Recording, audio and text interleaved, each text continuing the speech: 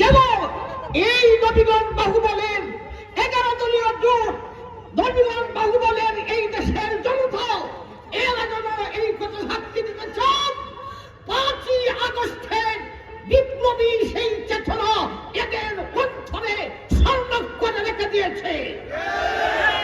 এই দেশের মানুষ এরা আবু সাঈদের মুক্ত আর শরীফ হাদির রক্ত খেয়ে বেঁচে দেবে না।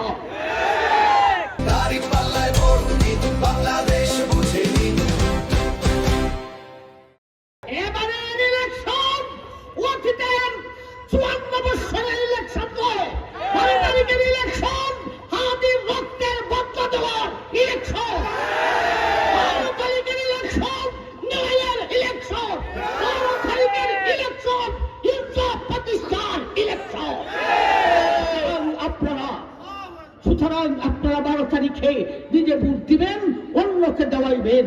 এবং আমি অনেক কথা বলার ছিল, আপনারা আমাকে যে সুযোগ দিয়েছেন ওই আমার জন্য নয়, ইনসাফের জন্য।